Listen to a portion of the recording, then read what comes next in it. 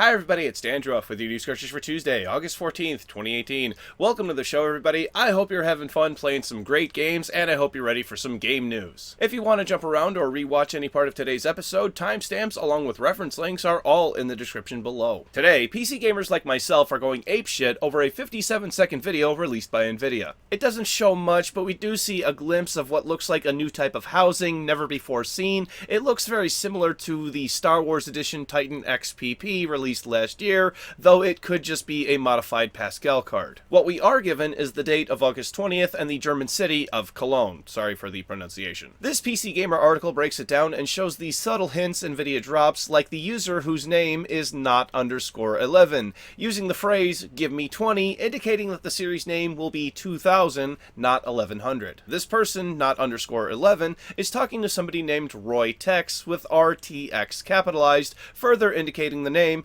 RTX 2000 series. Lastly, and probably the most egregious, a user named Mac_20 talking to somebody named 8T.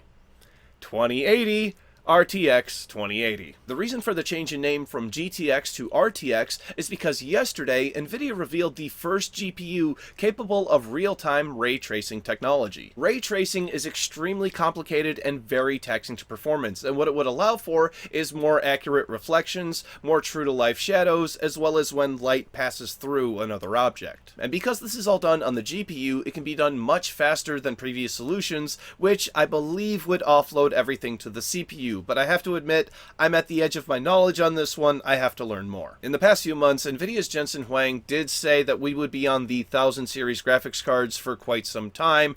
That appears to be false information. This does not seem like a drill. It seems like these new cards are coming very soon. And it's about damn time, too. Pascal is over 2 years old, making this one of the longest running architectures Nvidia has released. On average, they release a new line roughly every 18 months, and currently we are at the 27-month mark. As much as I don't like Nvidia lying and what they tried to pull with NPP, I do like their products, and I'm pretty excited for this new line. What's that you say? Tensor cores? Ooh, yes, please, give me RTX 2080. Though in reality, the smarter thing to do is to wait the 6 to 8 months after release for the 2080 Ti, or whatever they're gonna call it. Are you excited for these new Nvidia graphics cards, and are you going to upgrade, and from what? Please share in the comments below. Starting with release announcements is Dark Souls Remastered for Nintendo Switch, getting a release date of October 19th, along with the Solitaire of Astora amiibo. Praise the sun! If you've pre-ordered Call of Duty Black Ops 4 for PS4, the closed beta takes place starting on September 10th. The PC and Xbox One testing should come at a later date. Then here we have a hardware rumor with a next-generation version of the Xbox One Elite controller with a bunch of new features. This includes a USB Type-C connector, built-in battery, Windows 10 Bluetooth support, new wear-resistant grips, and a whole lot more. It will cost the same $150 as the first iteration and will allegedly ship sometime in October. Stay tuned to see if the rumors come true. The PC version of Yakuza 0 is all of our update news for today, and Sega is releasing a patch that they previously pulled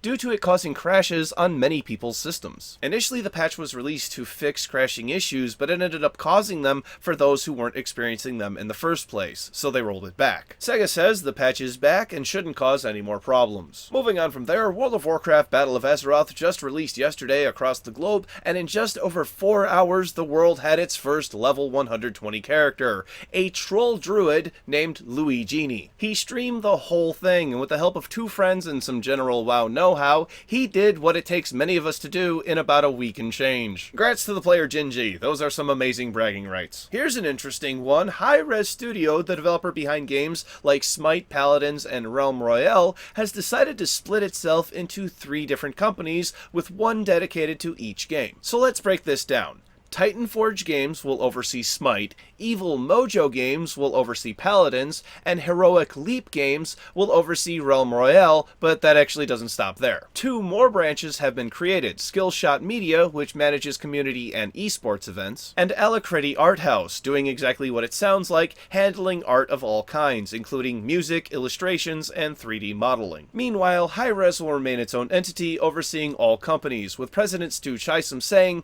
the purpose is to, quote, quote, scale multiple games more easily. In reality, I doubt this will bring any major negative changes to Hi-Rez and Friends, and in fact, I think this will make things more efficient because it just sounds like they're taking a bigger company and organizing it into smaller sub-companies, rather than just one big company that owns a bunch of studios, like Galactus, EA. It might be confusing in the beginning, but you're still not technically wrong by saying Hi-Rez for any of those 3 games. And I look forward to playing Smite by, Titan Forge Games.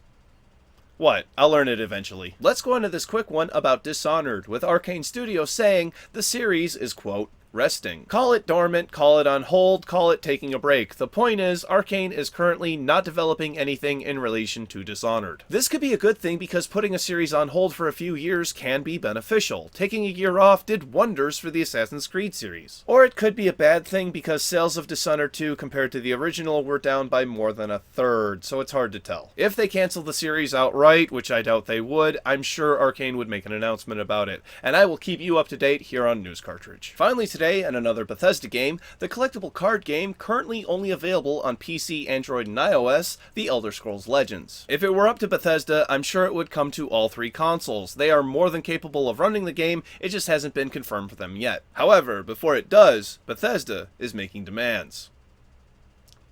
Okay, maybe not actually demands, but it sounds really dramatic and cool, doesn't it? Okay, so what they're really saying is it would be, quote, fairly dire for cross-platform play to be included on all platforms for The Elder Scrolls Legends to achieve what Bethesda wants to achieve. And that is a completely seamless experience between mobile, PC, and console, with Pete Hines describing it as being in the middle of a game on PC, then closing it in the middle of your turn, opening it on your phone, and continuing right from where you left off, never missing a beat. And Bethesda, you may be a prick when it comes to yesterday's episode, but that sounds amazing. Yes, please, I would like that very much. Oh, it just hit me, he said in a 100% scripted show.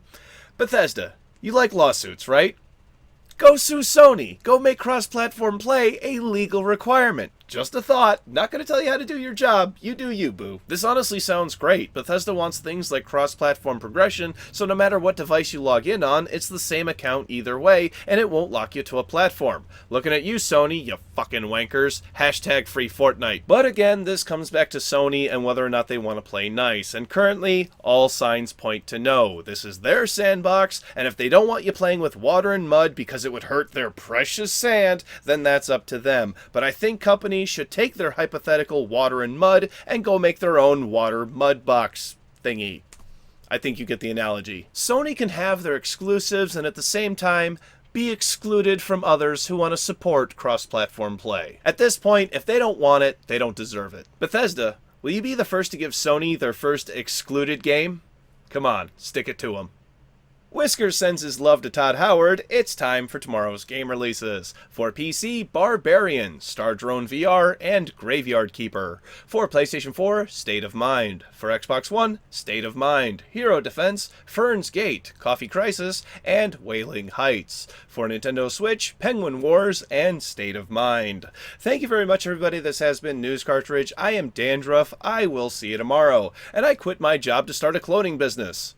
I love being my own boss. I'm beside myself with how funny that was. Click over here to watch yesterday's episode, which was about Bethesda threatening to sue somebody over a game that they listed as new, even though it was sealed in the wrapper. That link is in the description down below, and click over here to subscribe to my wonderful, wonderful channel. Thank you. See you tomorrow. Bye-bye.